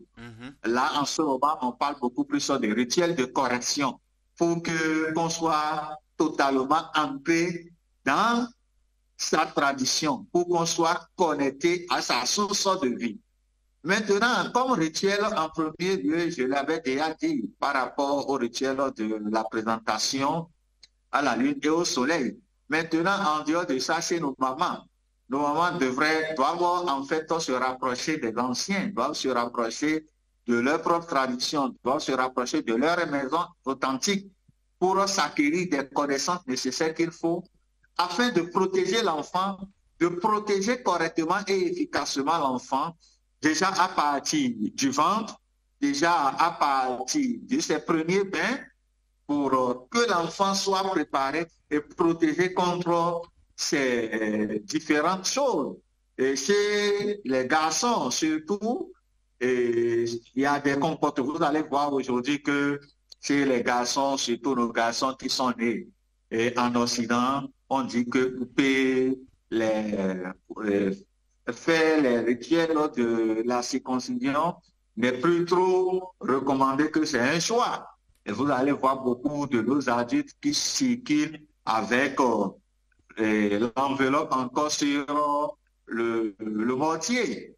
Parce que l'enfant qui fait ça chez nous, non, vous connaissez comment on appelle les Guadanais, hein, c'est un enfant qui, en fait, qui a d'abord peur de traverser les épreuves initiatiques, un enfant qui n'est pas encore déclaré homme. Parce que nul n'est homme qu'en traversant ce parcours initiatique. Et en le faisant, ce sont des trucs qui vous protègent contre, en fait, quand les cérémonies sont bien accomplies, ce sont des trucs qui nous protègent et qui nous éloignent de certaines choses, comme les déviances sexuelles. Vous allez voir. Et l'enfant, qui généralement, les enfants africains qu'on découvre dans ces déviances sexuelles et qui disent que moi, je ne suis pas un homme, je suis plutôt une fille qui est née dans la peau d'un homme. Donc, je dois me livrer à l'homosexualité, ou bien la jeune fille aussi qui dit que non, elle n'est pas une fille, elle est un homme qui est né dans la peau d'une fille et elle doit faire les pratiques et elle se met à la place de l'homme et l'autre fille à la place de la femme. Vous voyez comment les gens même sont bêtes et les gens sont idiots. Quand la fille là qui dit qu'elle est en fait un homme qui est né dans la peau d'une femme, et elle veut prendre la place de l'homme. Pendant l'acte sexuel, est-ce qu'elle a le mortier qui se lève pour entrer? Est-ce qu'elle a je dirais, elle a le mortier, elle a l'appareil sexuel qu'il faut pour assurer ou bien assumer correctement cette fonction biologique de la vie? Non, du tout pas. Parce qu'elle elle a cru à ses imaginations, elle a cru en fait à un autre code de vie. Si cette fille était née en Afrique, quand elle dit tu peux être née en Europe, mais en faisant les rituels initiatiques d'un nouveau-né, c'est-à-dire en le faisant, elle est totalement connectée à l'égrégore ancestral. Donc son corps va reconnaître les codes de vie de sa communauté africaine. Donc dans ces codes de vie, son corps, son âme, ces corps subtils vont reconnaître que dans notre code de vie, dans notre système de vie en Afrique, il n'y a pas l'homosexualité. Il n'y a pas telle chose, il n'y a pas telle chose. Maintenant, comme délibérément, les parents ont choisi, ou bien par ignorance, de le connecter, ou bien de la connecter, cette fille, à une autre source de vie, à un autre égrégore ancestral. Elle ne peut que connaître les codes de vie de cet égrégore, ce qui existe dans le quotidien de cet égrégore, d'où l'homosexualité, et la pédophilie et autres et telle pratique. Ce sont des trucs qui n'existent pas chez nous. Voilà, ce sont des gens qui se sont écartés en fait de notre système de vie, qui ont laissé en fait leur système, qui ont imprimé du moins dans leur système de vie ces codes qui appartiennent à une autre vision du monde. Donc ils vont se comporter comme étant membres, parce que sur le plan spirituel, ils sont devenus membres en se faisant baptiser dans ce système de vie. Donc, ils vont naturellement copier les habitudes de vie de ce peuple. Même chose avec le jeune garçon qui revient dire que mon nom m'a issu une femme qui est née dans la peau d'un homme et il veut se comporter effectivement comme une femme en offrant les voies qui sont destinées à évacuer les déchets pour qu'on envoie les mauvaises choses dedans. S'il était né, en fait, fille, n'est-ce pas qu'il devrait avoir les orifices qu'il faut pour faire ce travail, bien pour assumer cette fonction? S'il ne l'a pas, c'est qu'il est en train de bouleverser l'ordre cosmique. Ce n'est pas en fait dans notre système spirituel. Donc, et pourquoi cela arrive? De pareilles tendances arrivent parce qu'on s'écarte de la source qui devrait alimenter nos enfants. Des comportements dignes d'être africains. Vous savez que les comportements que je suis en train de décliner ici proviennent d'où? proviennent des autres races, d'une autre vision du monde, qui n'est du tout pas reconnue en Afrique. C'est vrai que ça a eu lieu dans l'ancien temps, mais toujours à partir de l'infiltration. Ce ne sont pas les Africains qui les ont amenés. Mais un Africain qui est resté soudé à ses codes, à sa vision du monde, ne peut jamais tomber dans ces déviances sexuelles. Et ça, cela étant du côté sexuel. Et sur le plan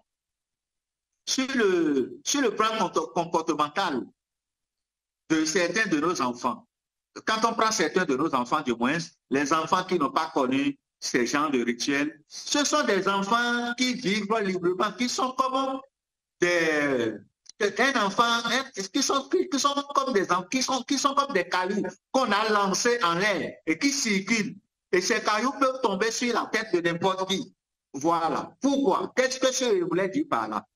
N'étant pas inscrit, n'étant pas connecté à cette richesse spirituelle, à leur égrégore ancestral, c'est qu'ils deviennent des divorcés sociaux. Vous allez voir que la plupart de ces enfants, que ce sont des enfants qui sont permanemment dans la délinquance, la drogue, les comprimés qui contiennent des produits narcotiques.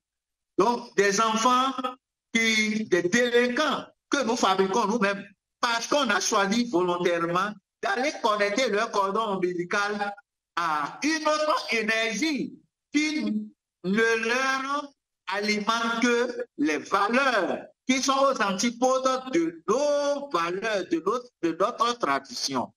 Donc, c'est vrai qu'il y en aura certains qui vont dire que moi, j'ai eu mes baptêmes à l'église catholique, dans les églises de réveil, ou bien dans l'islam et autres, et j'évolue correctement. Mais comprenez qu'ils comprennent déjà que c'est vrai, eux autres, ils comparent la réussite à la richesse matérielle.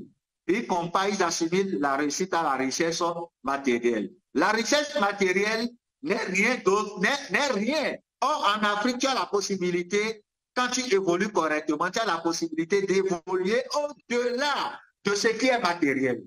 Mais beaucoup plus, tu vas évoluer en fait, spirituellement, tu seras encore plus riche.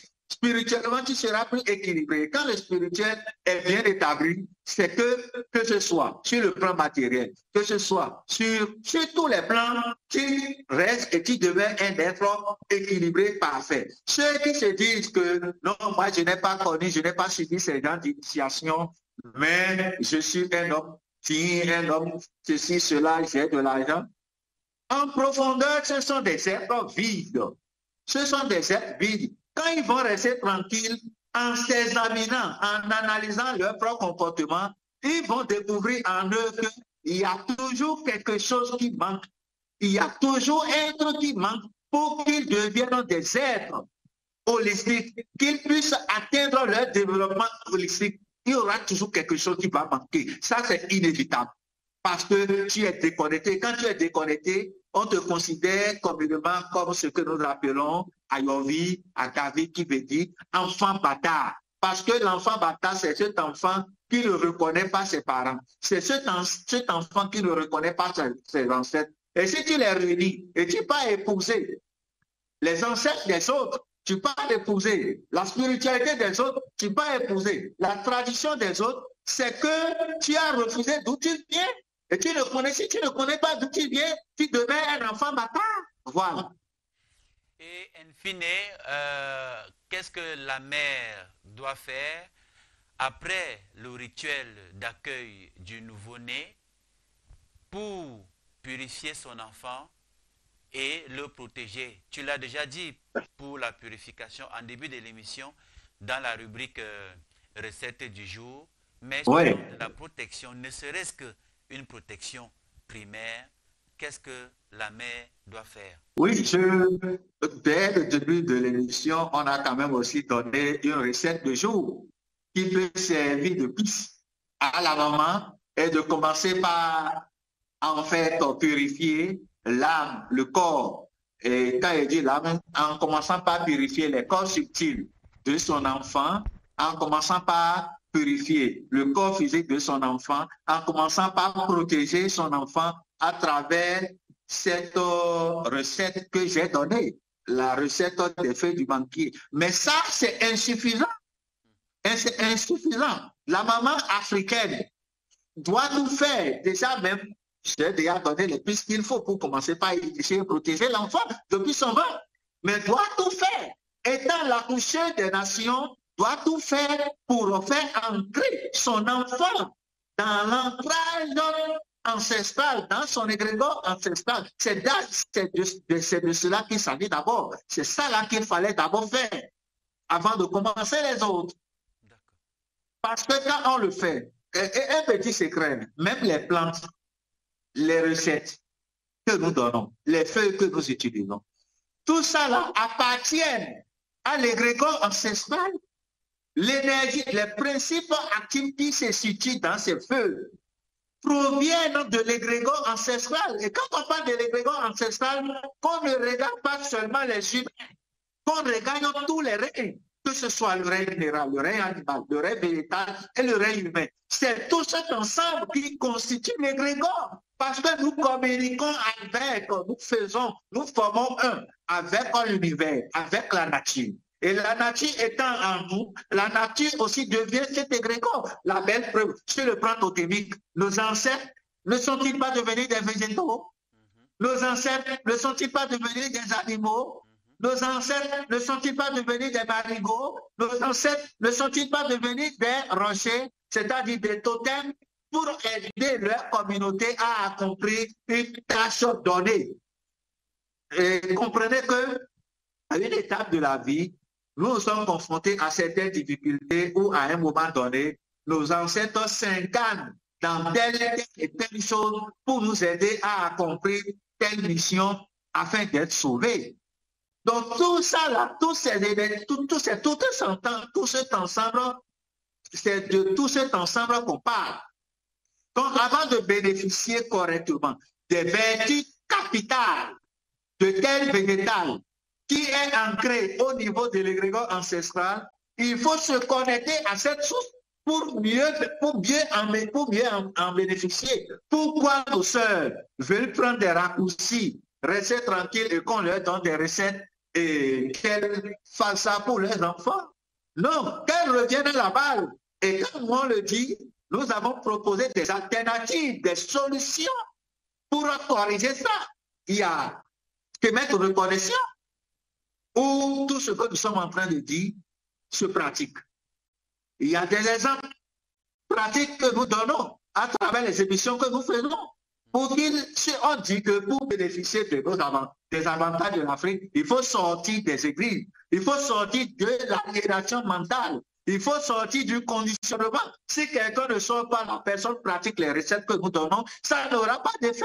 Il faut revenir à la base. Et pourquoi on veut rester dans le syncrétisme? Un pied là-bas et un pied ici. Non, on veut paraître là-bas. Parce qu'à l'église, il faut aller exposer les meilleurs gants, les meilleurs habits, les grandes vestes qu'on a achetées, les belles choses. Il faut aller exposer et donner l'argent les offrandes aux prêtres et aux pasteurs.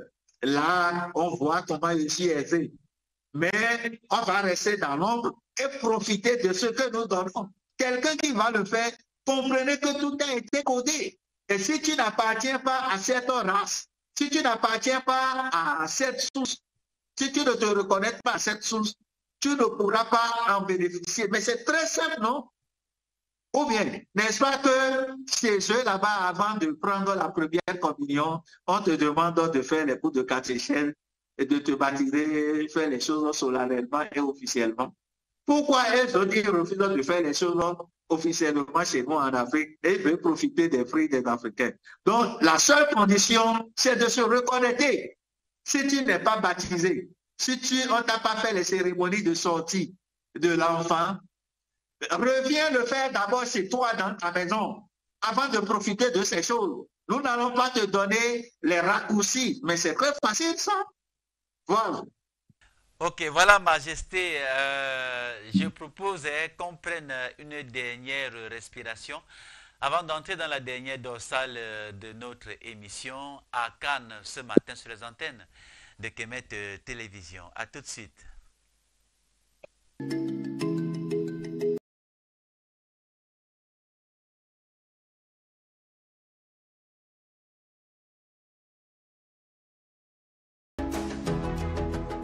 Ils ont traversé les mers pour répondre à l'appel des ancêtres. En 2024, ils ont foulé la terre-mère. En 2025, ils ont renoué avec la flamme de la connaissance. Et en 2026, la reconnexion s'annonce encore plus grande, plus profonde, plus vibrante. Du 28 février au 10 mars 2026, Kemet Reconnexion revient au Cameroun, le cœur battant de l'Afrique éternelle. Viens recevoir le baptême kamite, première clé de ton réveil spirituel. Découvre les mystères du Fa, initie-toi à la sagesse du Mbok et laisse l'Afrique réveiller la divinité qui sommeille en toi. L'Afrique t'appelle, le temps du retour est venu. Pour toute participation,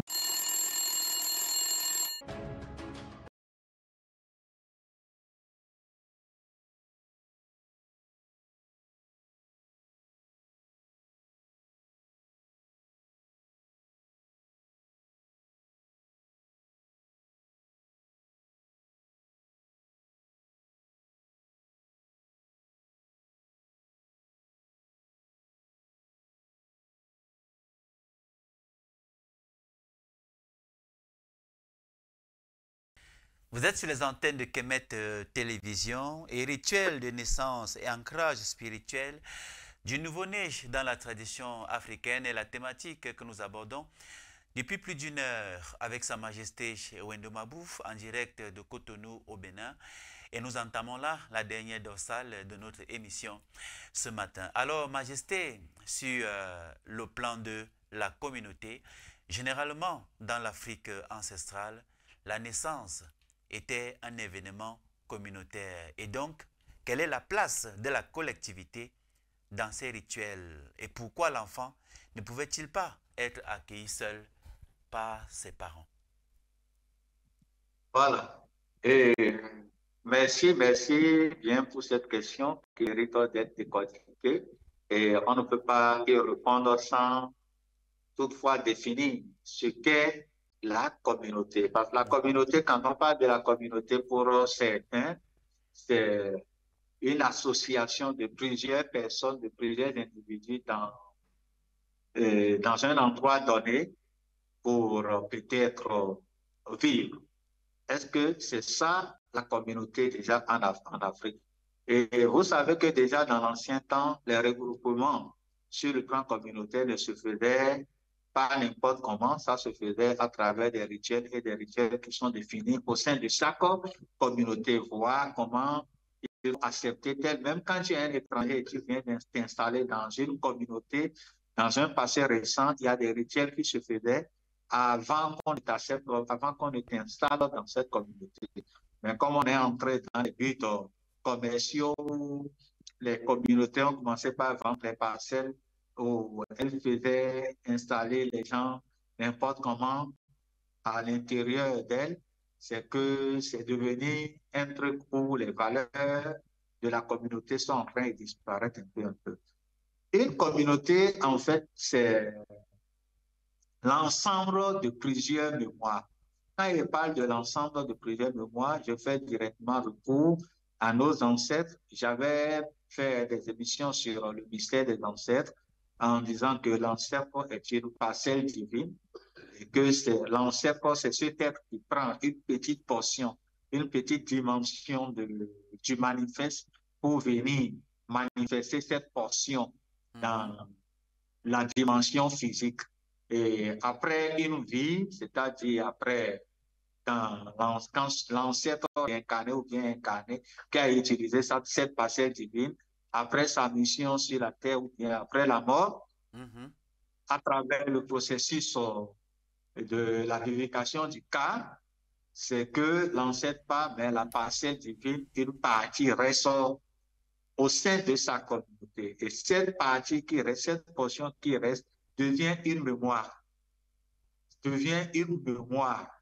C'est pourquoi on appelle les communautés les communautés représentent les mémoires collectives de nos différents ancêtres. Donc, chaque ancêtre qui a existé laisse au sein de sa communauté une mémoire. Et c'est à travers cette mémoire que nous communiquons, que nous pouvons, c'est par cette mémoire que nous passons pour pouvoir communiquer avec le monde des désincarnés. Donc, ce qui veut dire qu'une communauté, c'est l'ensemble. La communauté représente l'ensemble de tous nos ancêtres qui ont existé. Quand on prend une communauté africaine, comprenez déjà que cette communauté représente tout l'ensemble de tous les ancêtres qui ont vécu.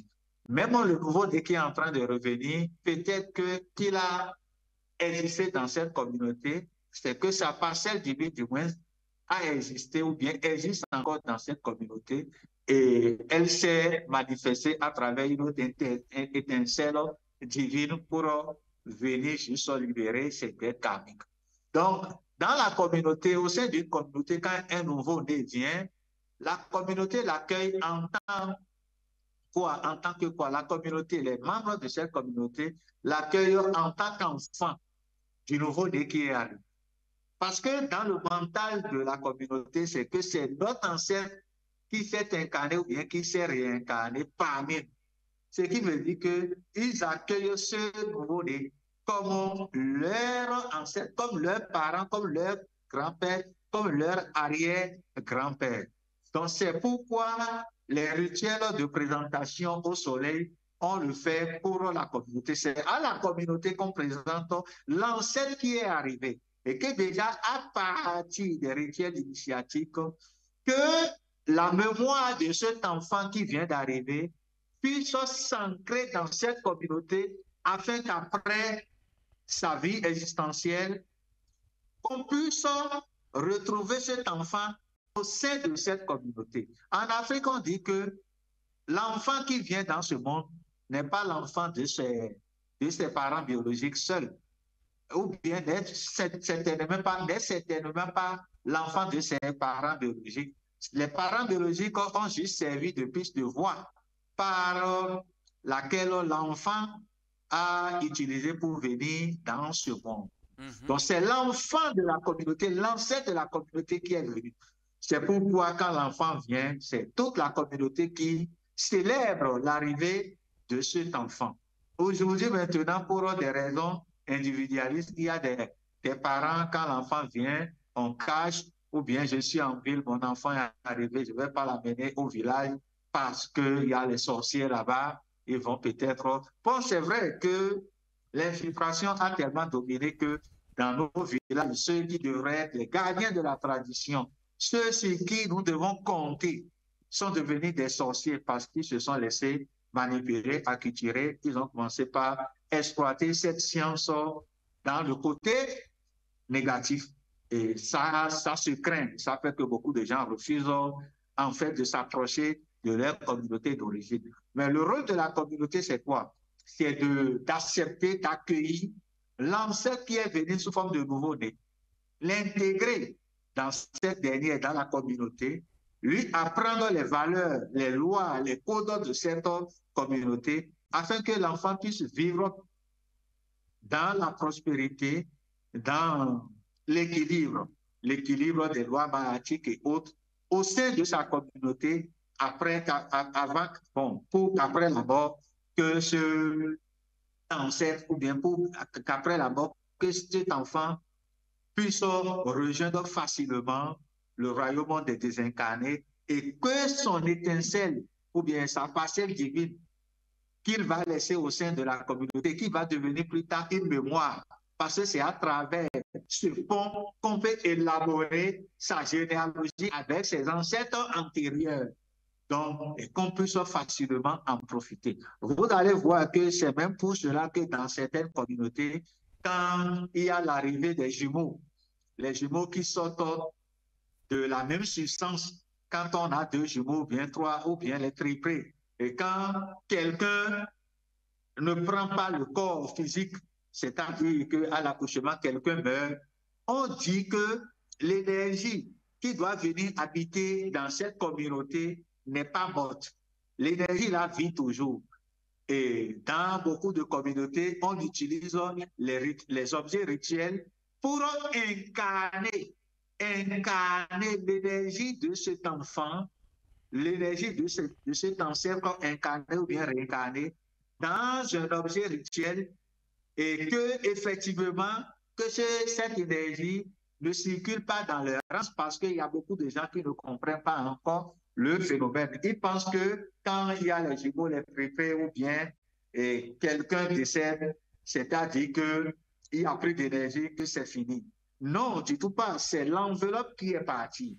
Mais l'énergie qui n'a pas encore accompli une mission, qui n'a encore rien fait dans la vie, doit être incarnée dans le guêpe ou bien dans un réceptacle, bien sûr, pour pouvoir quand même assumer cette mission. Vous allez voir le cas des jumeaux, quand on abandonne, et si c'est un jumeau, celui qui vient au monde vit doublement dans ce monde. C'est qu'il porte la charge, surtout les charges négatives de l'énergie qu'on n'a pas incarnée dans le guêpe pour pouvoir l'aider à accomplir sa mission. Vous allez voir quand il s'agit des examens ou bien de l'école, celui-là fait doublement toujours les classes ou bien fait doublement toujours les choses. C'est toujours quand il reprend ou bien il reprend plusieurs fois qu'il a la réussite, parce que cette énergie a été abandonnée, et quand ça a été abandonné, les êtres de l'errance l'utilisent pour influencer négativement la personne sur qui cette énergie devrait être équilibrée. Voilà. Justement, parlant des conséquences de l'abandon de ces rituels, Majesté, tu comprends que nous sommes pratiquement déjà à la fin de l'émission.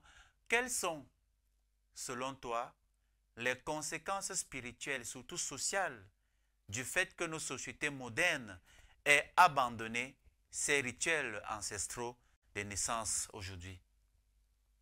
Les conséquences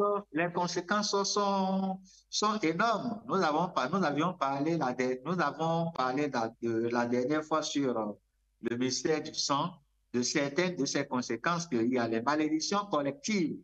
Vous voyez, il y a des enfants qui viennent dans ce monde et qui ont certaines missions à accomplir. Et ces missions, peut-être, c'est pour délivrer ou bien aider leur communauté à régler une situation, problème. Et quand on abandonne, ces énergies sont récupérées par les entités maléfiques et ça devient une malédiction pour leur communauté. Et maintenant, sur le plan social, autant j'ai donné beaucoup d'exemples sur ça, autant de comportements qui ne cadrent pas avec notre système de vie, tel que l'homosexualité, la prostitution à outrance, nos filles qui utilisent le sexe pour un objet de commerce, et l'enfant qui n'a pas reçu ses initiations, peut-être plus tard pas en mariage, et est incapable de procréer. Et aujourd'hui aussi, vous allez voir, c'est toujours dans ces initiations qu'on oriente en fait l'efficacité du sexe de l'homme. Et l'homme, le garçon qui n'a pas subi ces rituels, vous allez voir à quelques filles pendant un petit temps, et vous allez voir les problèmes de dysfonctionnement spirituel, éjaculation précoce, impuissance ou bien stérilité, beaucoup de choses.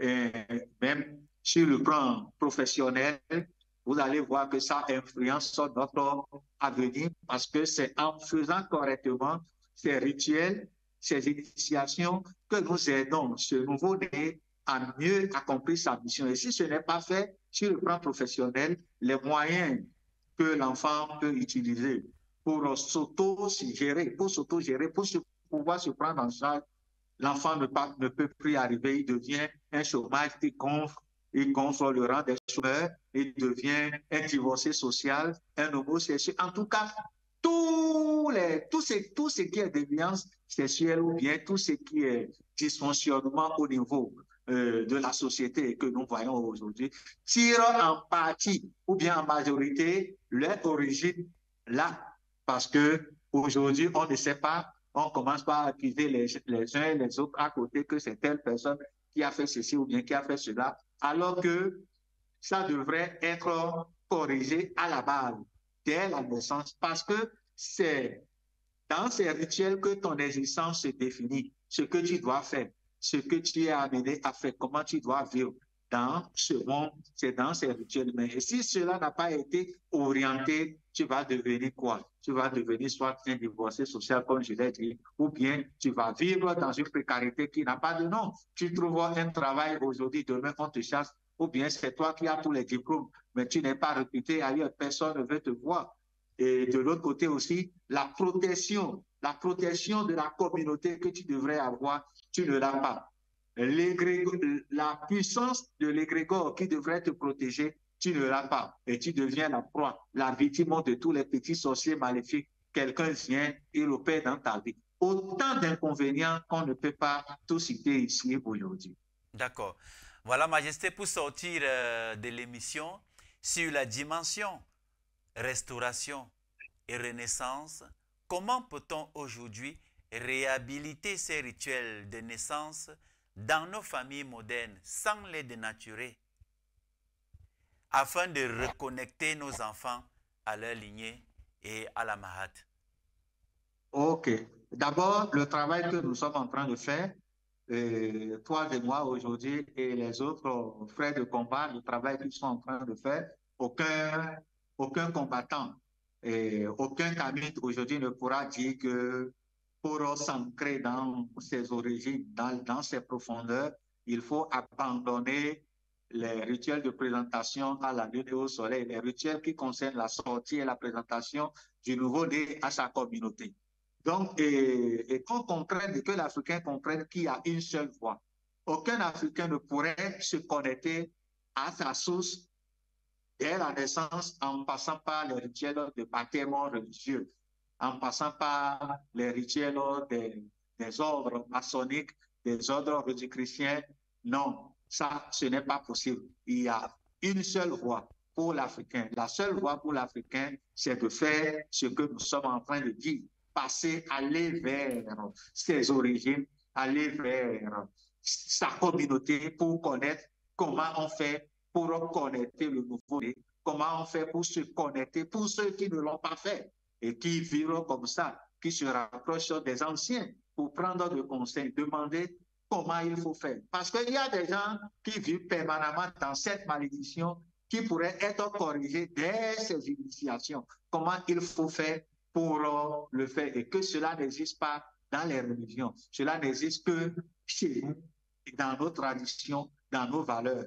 Et maintenant, il faudrait aussi faire beaucoup attention parce que nous fournissons beaucoup de pistes pour les gens et qu'ils n'aillent pas se faire perdre, qu'ils n'aillent pas se perdre dans les confréries infiltrées ou bien dans les pseudo-groupes initiatiques kamites où on fait la promotion du vampirisme ou bien du cannibalisme, qui n'aillent pas là-bas et revenir nous dire que ce sont les gens de Québec Télévision qui nous ont induits dans l'erreur. Non, tu ne peux pas. Ce n'est pas de cela que nous parlons. Les arcanes majeurs de notre spiritualité existent toujours. Il suffit simplement de revenir vers les ancêtres qui ont su garder cette tradition, de revenir effectivement vers les gardiens de cette tradition pour qu'on puisse les orienter et qu'ils puissent aussi les orienter vers la vérité et qu'ils redeviennent purement africains. Merci infiniment, Majesté, une fois de plus ce matin pour cette capsule distillée sur les antennes de Kemet Télévision. On va se revoir très certainement la semaine prochaine, je crois pour la dernière émission en direct de Cotonou, parce que les semaines à venir, ces émissions se feront désormais ici sur le plateau de Kemet Télévision à Yaoundé, parce que tu seras de retour, j'ose croire. Ouais. Oui, bien sûr, bien sûr. Bon, certainement que déjà la semaine prochaine, je serai déjà au Cameroun et on va reprendre les émissions dans les locaux de Québec Télévision. Merci, Majesté. Tu vas nous garder toutes ces provisions-là qui t'ont permis de prendre un peu de poids en si peu de temps. Oui, bien évidemment. Chacun aura sa part. D'accord. Merci, Majesté. En parcourant cette émission, nous venons de revisiter l'un des plus grands mystères de la vie, la naissance, ce moment où le souffle du cosmos épouse la chair de la terre.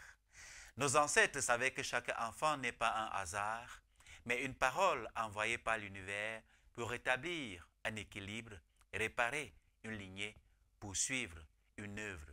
Les rituels de naissance n'étaient donc pas des superstitions, mais des actes de mémoire cosmique par lesquels la communauté reconnaissait l'âme qui venait s'incarner et lui montrait la voie de la Ma'at, c'est-à-dire l'ordre, la justice, la vérité. Oublier ces rituels, c'est couper le cordon invisible qui relie nos enfants à leur origine. C'est livrer la nouvelle génération à l'errance spirituelle et à l'oubli de soi. Mais se souvenir, c'est renaître. Et renaître, c'est replacer l'enfant africain au centre du siècle, sous la bienveillance des ancêtres et des divinités.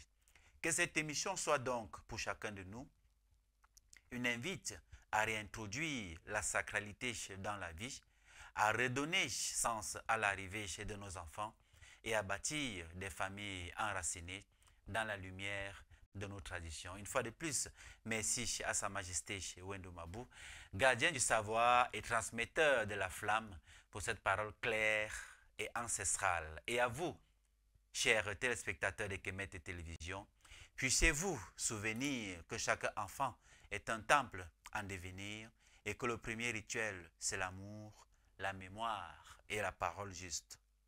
Demain, lorsqu'il sera 10h30 sur les antennes de Kemet Télévision, retrouvez-nous à travers l'émission Kamita et l'émission et la thématique, autant pour moi, homosexualité en Afrique, intrusion ou alors tradition. Pour nous suivre en local, c'est à travers le bouquet Créolink au canal 293.